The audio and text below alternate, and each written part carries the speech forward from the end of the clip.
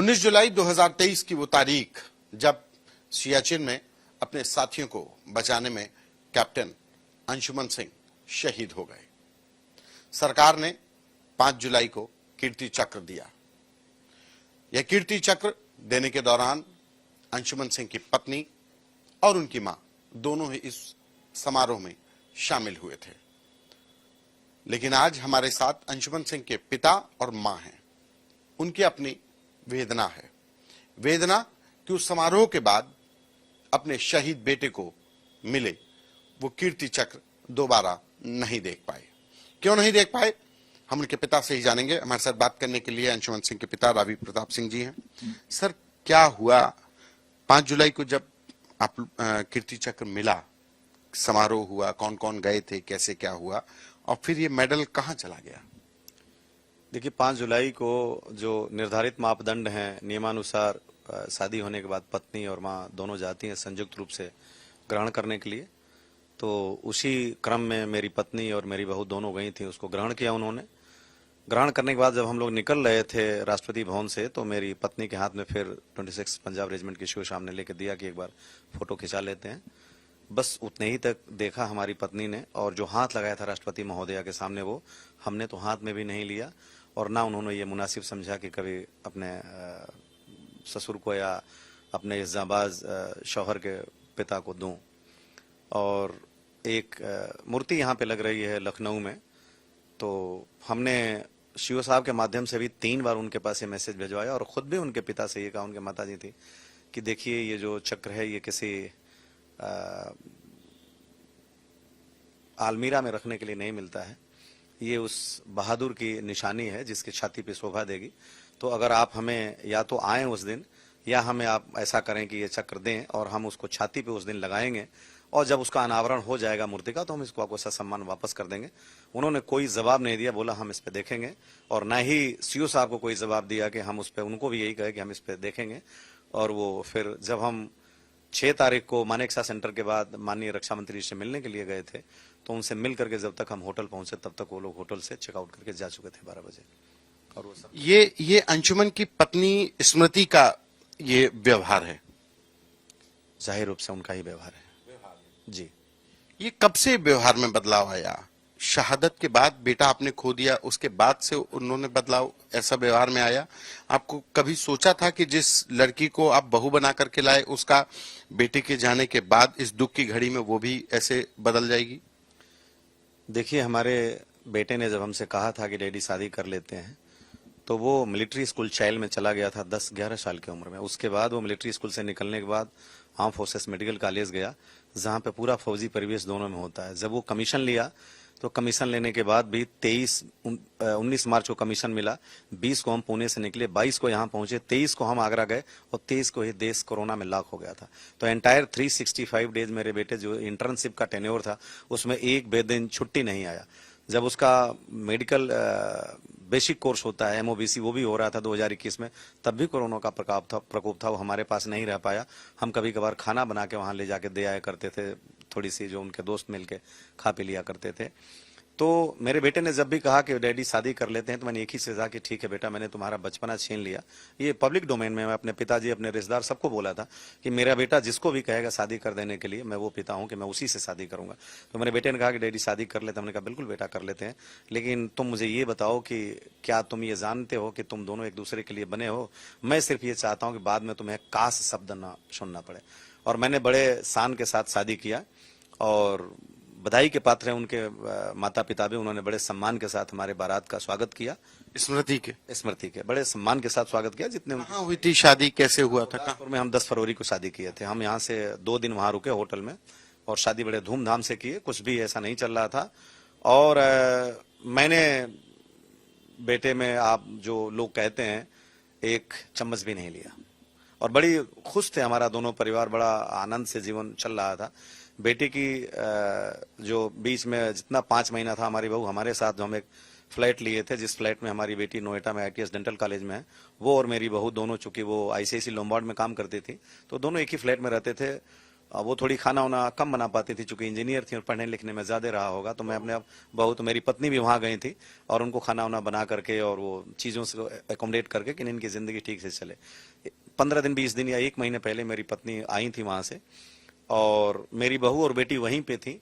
18 तारीख को भी मेरी बेटी और बहू बाहर ही बैठ करके, बेटी पढ़ रही थी तो उनकी बातचीत चली, और 19 को मेरी बहू ने ही कहा था कि अप्पा वहां से एक सूचना आई है कि ऐसा हो गया है। तो पल पल के हम वो थे, और जब हमें बताया गया कि वो नहीं रहे तो मैंने तत्काल कहा कि तुम लोग वहां से कैब करके निकलो। तो मेरी बेटी और बहू कैब करके यहाँ शाम को लखनऊ पहुंची थी, और जो भी धार्मिक कार्य थे बिल्कुल ठीक से गुजरे। कोई उनके माता पिता भी आ गए थे 19 तारीख को ही। फिर 20 को 19 हम लोग चले गए थे, 20 को सुबह गोरखपुर में हम रुके। 20 को चूंकि मौसम खराब था तो उनकी डेड बॉडी नहीं आई, 21 को आई थी। और उसी दौरान 20 को उनके पिता ने एक बात छेड़ी थी। उनका क्या मंतव्य रहा मैं नहीं कह सकता, कि अभी तो केवल 26 साल उम्र है। हमने कहा कि ये हमारी बेटी भी है और बहू भी है, और मैं नहीं चाहूंगा कि ये वैधव्य को झेले, तो निश्चित रूप से मैं इसकी शादी अपने यहाँ से धूमधाम से करूंगा। अगर ये जहां भी कहेगी शादी करने के लिए, और मैं इसे बेटी बना के शादी करूंगा, और हम दोनों परिवार मिलकर करेंगे। अगर ये कहती है कि नहीं मैं शादी कहीं और नहीं करूंगी, घर में करूंगी, तो मेरा बेटा केवल 2 साल छोटा है, मैं उससे भी शादी कर सकता हूं। अगर वो ये कहती है कि मैं शादी नहीं करूंगी, ऐसे ही अंशुमान के नाम के साथ रहूंगी, हो सकता है कि मैं तो कुछ नहीं कह सकता था, निर्णय उसका था। तो मैं जो भी मेरे पुत्र का बेटा या बेटी पहला होगा, मैं उसको उसकी गोद में दूंगा, और पूरी लिगेसी उसको पास ऑन होगी, और हमारे घर की बड़ी बहू और मालकिन बन के रहेगी। मेरी पत्नी ने तो चौथे दिन उसको सब कुछ सौंप दिया था। आज भी उसी के लाकर में उसके और हमारी पत्नी पूरे परिवार के गहने पड़े हैं लखनऊ में। और उसके बाद कुछ भी हमें एहसास नहीं हुआ कि वो ऐसा हमारे साथ क्यों कर रही हैं। लेकिन 2 तारीख को सडन उन्होंने कहा, 2 को उनकी थी कि हम अगले दिन, उनकी माता ने कहा कि हम जाएंगे, वहां भी कुछ हमने धार्मिक प्रयोजन रखे हैं। हमने 2 अगस्त, अच्छा 2 अगस्त, 2 अगस्त को थी, और 13 को ये हुआ। पूरे रस्म और रिवाज के साथ हमारी 13 मनाई गई। जो अगला दिन होता है भोज का, जिसको आप कहते हैं मतलब कच्चा खाना, भात खाना, आप तो उस दिन वो भी चल रहा था। और गंगा किनारे या सरजू किनारे जहां भी लोग जाते हैं, तो सरजू हमारे यहाँ है, वहां किनारे हमने उनका अंतिम संस्कार किया था। तो कुछ ऐसे सिस्टम होते हैं कि जो पत्नी के जो कड़े होते हैं या कपड़े होते हैं वहां जाके प्रवाहित किए जाते हैं। तो हमने कहा बेटा वो आज के दिन एक दिन रुक जाओ, करके जाते हैं। तो भी कहा नहीं अप्पा जरूरी है। तो हमने पंडित को बुला के और पूरे रस्मों रिवाज के साथ वो सारे चीज पूरे कराए। और वो 3 तारीख को जब हमारे यहाँ भी खाना पीना चल रहा था, तभी वो यूपी सरकार की गाड़ी थी, और वो लेकर के माननीय योगी जी का बहुत सहयोग रहा। तो वो गाड़ी यहाँ आई थी लेकर के, ट्रांसपोर्ट की रोडवेज की गाड़ी थी, लेके आई लखनऊ। और वो सुबह 4 तारीख को गई। जाते समय वो क्या उनके मन में था, उनकी माताजी के मन में था, नोएडा में जिस फ्लैट में रहती थी उस फ्लैट में चाबी जब बंदा ला करके दिया तो उन्होंने पूछा और क्या सीन है। और उसके बाद वो 4 घंटे रही, अपना सारा पैकिंग किया, जहां जहां मेरे बच्चे की कोई भी अवशेष था, चाहे उसके कपड़े हों, उसके जूते हों, उसके टाई हों, सब उन्होंने एक झोले में पैक किया। जो हमें 13 अगस्त को पता चला जब मेरी बेटी वहां पे पहुंची, जब उसने फोटो भेजा कि डैडी ये देखिए, तब मुझे बहुत दुख हुआ। मैंने फिर भी सोचा कि कोई बात नहीं। तो वो ये कहते रहे कि अभी थोड़ा इनस्टेबल है और थोड़ी सी उसको टाइम चाहिए स्टेबल होने के लिए। दुखिए मैं भी हमेशा बातचीत करने की कोशिश करता था और कभी कभार बातचीत करता था। मैडम हमेशा टच में थी, फोन करती थी, मैसेज करती थी। तो धीरे धीरे उन्होंने क्या किया कि इनका अंशुमन के नाम से एक सिम था, जिस सिम पे एयरटेल का पोस्ट पेड था सारे परिवार का, हमारी वाइफ का, बेटी का, बेटे का और बहू का। तो उन्होंने जो बेसिक सिम था उससे सबको एलिमिनेट कर दिया और उसको पोस्ट पेड से प्रीपेड में कर दिया। हमने जब फोन किया एयरटेल में तो पता चला कि उस नंबर से फोन करके ऐसा किया गया। तब भी हमने कहा कि चलिए कोई बात नहीं, हो सकता है कि ऐसा कुछ रहा होगा। जो एटीएम हमारी पत्नी यूज करती थी, तो उस एटीएम को उन्होंने 8 तारीख को 14:37 पर ब्लॉक कर दिया था उसी रजिस्टर्ड नंबर से। तो हमने कहा चलिए कोई बात नहीं। उसके बाद वो एटीएम किसके बैंक अकाउंट का था? उनके बैंक अकाउंट का था, जो उनका डीएसपी अकाउंट था। तो वो अपनी माँ को पहले से ही, जब से उनका तनख्वाह आया तब से दिए थे। और मैं इसमें कहना चाहूंगा कि माँ और अंशुमन सिंह का अपनी माँ के साथ, हाँ अंशुमन सिंह की अपनी माँ के साथ ज्वाइंट अकाउंट था? नहीं, डीएसपी अकाउंट में फैसिलिटी होती है कि 2 एटीएम होते हैं। अंशुमन सिंह का अपनी माँ के साथ ऐसा एक अनमोल बंधन था जिसको समाज में आपको बहुत अनमोल, आप ये कहें कि उदाहरण मिलेगा नहीं।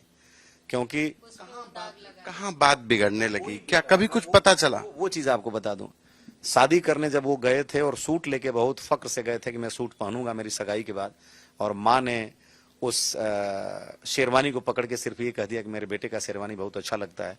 तो उस बेटे ने वो सूट पैक शादी के रस्मों से वापस लाया, जूते लेकिन वो पहना नहीं अपनी माँ के लिए कि मेरी माँ को अगर शेरवानी अच्छा है तो सारे रस्म इसी पे होंगे। आप सोच सकते हैं कि क्या लगाव रहा होगा।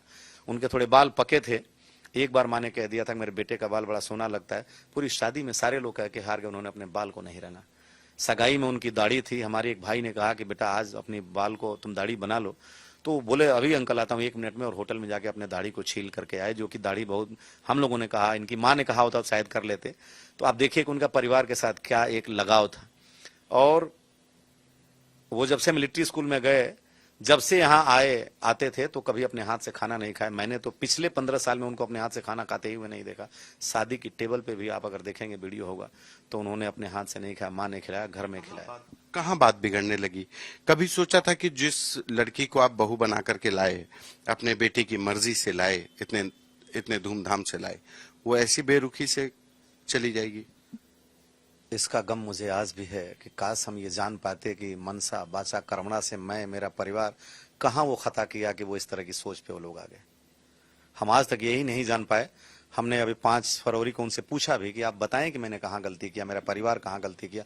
हम तो कम से कम ये जाने कि वो कौन सी खता थी जिसकी इतनी बड़ी सजा आप हमें दे रहे हैं। उन्होंने ये कहा कि हम पास्ट लाइफ को भूल जाना चाहते हैं उनके पिता ने। हमने उनको ऑन द रिकॉर्ड कहा कि वो हमारे जीवन के अंग हैं, आपके लिए भविष्य भूत हो सकते हैं, हमारे वर्तमान और भविष्य वही हैं। ये हमारी चैटिंग में है कि आपके विचार आदरणीय हैं, अनुकरणीय हैं, पर व्यक्ति की नज़र में, व्यवहार की नहीं, समाज की नज़र में, व्यक्ति की नज़र में, व्यवहार की नहीं। हमारे साथ अंशुमन की माँ हैं, वो भी उस समारोह में गई थी अपने बेटे को जब कीर्ति चक्र मिला था। देखा था आपने चक्र हाथ में लिया? कब लिया था आखिरी बार? नहीं लिया, बस मैं हाथ बढ़ाई थी। वो मैं कोशिश कर रही थी कि चलो वो पकड़िए, पर राष्ट्रपति जी मेरे तरफ देखी कि हाथ नहीं बढ़ा रही है। आप लोग देखे होंगे, मैं कुछ सेकेंड के बाद ही मैं हाथ ले गई हूँ और फिर मैं हाथ हटा दी। दुख ही इस बात की है कि एक बार बोलती कि माँ बाप एक बार पकड़ के हाथ में देख लें, खोल के देख तो लें कि कैसा बेटा के लिए इतना बड़ा सम्मान मिला है। इसका बहुत दर्द है। बाकी तो जो कर रही है प्यार से करके जाती, मुझे बोल के जाती कि मैं यहाँ रिश्ता नहीं रखूंगी। वो दुख नहीं होता जितना कि सडनली साइलेंट जो बोलते हैं, ये वर्ड बहुत भारी है। साइलेंट वो एकदम से बंद कर दी हमसे। और जब माँ के साथ गई तो माँ ही बोली कि कुछ दिन मेरे साथ रहेगी, तेरे के अगले दिन वो भी बोली कि कुछ दिन माँ के पास रहूंगी। तो मैं खुश थी। उतना बड़ा उसके पास दर्द था। एक पति खोई थी, माँ से बड़ा दर्द पत्नी को होता है। पर जैसे ये व्यवहार बहुएं कर रही हैं तो माँ का और दर्द बढ़ जाता है। अगर वो सिर्फ टच में भी होती, टच में एक बार पूछ लेती, होती कि अंशुमन नहीं तो कम से कम अंशुमन की पत्नी मेरे साथ है। मेरे बेटे की जितने बच्चे चाइल्ड से लेके एफएमसी तक सारे एक बार पूछ ले हैं, मम्मी जी आप ठीक हैं, लगता है अंशुमान पूछ रहे हैं। तो एक फोन कॉल से ही पूछ लेती, हमें और क्या चाहिए। ये तो दिल सुकून मिलता कि बहू मेरी मेरे हालचाल तो पूछती है, और कुछ चाहिए नहीं माँ बाप को औलाद के सिवा। अब वो क्या सोचती है ऊपर वाला ही जाने। शायद मैं ये किस्मत मेरी अच्छी नहीं जो मेरे साथ मेरा बेटा नहीं, पर जो इतना बड़ा सम्मान मिला है ये मेरे साथ है और पूरी जिंदगी रहेगा। और मैं ये भूलूंगी थोड़ी, अपने औलाद को कोई नहीं भूलता है। वो भूल सकती हैं, शादी करेंगी, मैं खुद उनकी शादी कराती, पर वो करेंगी, बच्चे होंगे, दूसरे फैमिली को अपनाएंगी, पर जिससे वो जानी जा रही हैं उस फैमिली को साइलेंट कर दी। बहुत दर्द है। उस परिवार को साइलेंट कर दी, उस परिवार के इमोशंस को। और पिता उनके हैं, पिता रिटायर्ड फौजी हैं। बेटे की जो आप बस्ट कह रहे थे, मूर्ति लगनी है, आपने क्या बहू से कहा कि एक बार कम से कम मेडल दे जाओ?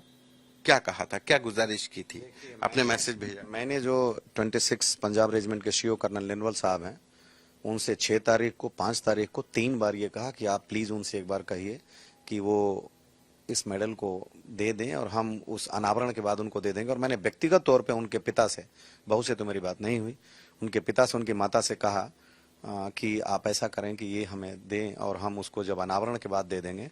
और जब हम अभी आए नहीं थे अभी माननीय रक्षा मंत्री जी के पास थे, वो अपनी पर्सनल गाड़ी से गए थे, हमारी तो 4 बजे फ्लाइट थी, 4:45 बजे फ्लाइट थी, तो वो उस समय एक बार फोन भी नहीं किया और अपना फोन स्विच ऑफ कर लिए थे। जब उनसे बार बार फोन करता रहा कि क्या हुआ, और उस समय लौटते समय में रक्षा मंत्री जी के यहाँ से लौटते समय में मैंने कर्नल निर्मल साहब को फोन किया, क्या आपकी बात हुई कि नहीं हुई, जाते समय फोन किया, क्या आपकी बात हुई कि नहीं इसी के बारे में, लेकिन मुझे कोई रिस्पॉन्स या जवाब जब नहीं मिला तब ये दिल विदीर्ण हो गया। और सबसे ज्यादा दुख इस बात का है कि लोग ये मीडिया में चल रहा है कि हमें पैसे का लालच है। देखिए कंपनसेशन मिला क्या उसको लेकर के कुछ डिवीजन में कहीं 21 जुलाई 2023 को मीडिया के लोग हमसे पूछे कि आप सरकार से क्या चाहते हैं। मैंने स्पष्ट रूप से ये ऑन द रिकॉर्ड है, पेपरों में है, कि मैं अपनी पूरी संपत्ति सरकार को दान करता हूं, जो सरकार को चाहिए वो कर ले, और लिख को देने के लिए तैयार था। मैंने माननीय योगी जी के पास जाकर के भी बात कहा था कि अगर सरकार कुछ करना चाहती है उनके नाम से कोई विद्यालय ऐसा, तो मैं अपनी पूरी जो संपत्ति है, वो जो पैतृक संपत्ति है, उनको मैं दान करने के लिए तैयार हूं, मुझे कुछ भी नहीं चाहिए। और मेरे स्टेटमेंट थे कि मैं अपने बेटे की शहादत का सौदा नहीं करना चाहता, और मैं पहला पिता तो नहीं कह सकता, लेकिन शायद मेरी ऐसी सिखलाई रही या ऐसा कुछ रहा, मेरे पूर्वजों की देन थी कि जब मुझे बताया गया कि आपके बेटा इस दुनिया में नहीं रहे 11 बजे, तो हर पिता जैसे दुखी होता है उसके कंधे पे बहुत बड़ा भार होता है। मैं भी दुखी हुआ, लेकिन मैंने अपने आप को संभालते हुए और यही शब्द कहा कि आप ये बताएं कि मेरा बेटा वीरों की तरह से इस दुनिया से गया या कायरों की तरह से, क्योंकि एक फौजी की तमन्ना होती है कि जब उसके अंतिम सफर हो तो वो तिरंगे में हो। और हमें बताया गया कि नहीं, आपका बेटा बहुत बहादुर था और बहादुरों की तरह से गया। तो मैंने कहा कि मुझे फक्र है कि जो मैं खो दिया वो वापस तो नहीं आ सकता, लेकिन वो वीर था और अंत समय में उसने बहादुरी के साथ अपने जीवन का बलिदान दिया। तो इसमें किसी भी प्रकार के कंपनसेशन या पैसे का कुछ नहीं था। अगर उनको चाहिए तो मैं आज भी देने के लिए तैयार हूं, और जो भी मेरे पास है, महादेव साक्षी है, मैं उनको देने के लिए तैयार हूं। मुझे चाहिए कुछ नहीं, लेकिन हाँ, मेरे बेटे का जब परमानेंट एड्रेस चेंज करा दी वो 5 फरवरी 2023 को, जो कि ये परमानेंट एड्रेस कैसे, क्या बदला, कहाँ का एड्रेस था, कैसे बदला? जो मेरा देवरिया का एड्रेस है, जो मेरे डिस्ट्रिक्ट के जो सोल्जर बोर्ड है वो उनका जो नेटिव सोल्जर बोर्ड है, लेकिन वहां जब मैं गया अभी वहां पे राष्ट्रपति भवन में, तब उनके सीओ साहब ने एक पार्ट ऑर्डर की कॉपी मुझे दिखाई, जो कि 5 फरवरी 2023 को परमानेंट एड्रेस उस अफसर का बदल गया, और वो अब दीनानगर गली नंबर 3 शिवनगर दीनानगर गुरदासपुर पंजाब हो गया। तब मैंने इस बात पे उठाई कि मेरे पास क्या बचा, मेरे पास तो बेटे की अब पहचान भी नहीं बची। मैंने जो उनके कंसर्निंग अधिकारी थे कर्नल भरद्वाज साहब, जो रिकॉर्ड अफसर है एएमसी के, उनसे भी बात की, तो उन्होंने बोला देखिए एनओके अगर चाहती है तो उसके पर्सनल एप्लीकेशन पे हम ऐसा कर देते हैं, यही नियम है। हमने कहा आप एनओके का रेजिडेंशियल एड्रेस चेंज कर दीजिए, कम्युनिकेशन का एड्रेस चेंज कर दीजिए, लेकिन उस अधिकारी का एड्रेस कैसे चेंज कर सकती है? इस अधिकारी के परिवार में उसके माँ भी हैं, उसके बाप भी हैं, हमारी पहचान है। तो आप गवर्नमेंट के जो भी अब उनके साथ वो भी एड्रेस बदल, बिल्कुल। और इस बात को मैंने आर्मी के तमाम सक्षम अधिकारियों के नोटिस में लाया, और ये मुझे गम था। तब ये बात है कि जो सारे बज़ में ये बात कह रहा हूं जो पब्लिक में, वरना एक साल तक मैं भगवान शंकर जैसे गले में विष पिया था। मेरे पिता को ये नहीं पता था, मेरे परिवार को, कि मेरी बहू घर छोड़ के जा चुकी है, मैंने कहा नहीं था। एक अफसोस कि जो परमानेंट एड्रेस था बेटे का, बेटा हाथ से गया, शहीद हो गया। एक एड्रेस, एक पहचान थी, वो भी बदल गया, जो कीर्ति वो बिना मर्जी के बदल गया। और जो मेडल जो बेटे ने शहादत देकर के, जान देकर के मिला उसको सम्मान, वो भी एक बार छूने को नहीं मिला। मैं अपने हाथ से नहीं छुआ, मेरी पत्नी ने राष्ट्रपति महोदया से लेते समय छुआ था, और राष्ट्रपति भवन के आगे एक फोटो लेते समय इनके हाथ में वही सीओ साहब ने दिया था कि एक बार आप पकड़ लीजिए, तो उन्होंने ये 2 बार छूने का इनको सौभाग्य मिला। लेकिन मैं यही देखता था कि एक बार हमारी कम से कम बहू ये कहें कि अप्पा आप देख लीजिए। अब ये कहें कि तमन्ना तो बहुत थी, क्योंकि मैं एक फौजी और मैं समझता हूं कि कीर्ति चक्र की मर्यादा क्या है, लेकिन मैं दूर से किसी एक दर्शक दीर्घा में बैठे हुए व्यक्ति की तरह से सिर्फ देखता रहा, लेकिन अपने उस अंतर्मन की व्यथा को समेटे रहा, संजोए रहा, लेकिन अपने लबों तक नहीं ला पाया, और वो अंत तक सिमट करके हमारी जो इच्छाओं की कलियां थी उन पर तुषारपात हुई। और जब इतना एक अमर्यादित व्यवहारिकता का परिचय उन्होंने दिया, तब ये बात मैंने समाज में कही, वरना ये चीजें समाज में जाने के लिए शोभा नहीं देती। ये दर्द, ये वेदना उस माँ का, उस पिता का, जिन्होंने अपना होनहार बेटा खोया, देश के लिए शहीद हुआ, लेकिन उनका दर्द कि बेटा चला गया और बेटे को जो सम्मान मिला था, जो कीर्ति चक्र उसने जान देकर पाया था, वो भी मेडल एक बार छूने को नहीं मिला। सिर्फ अब यादें इनको दिलो दिमाग में जिंदगी ताजा रहेंगी।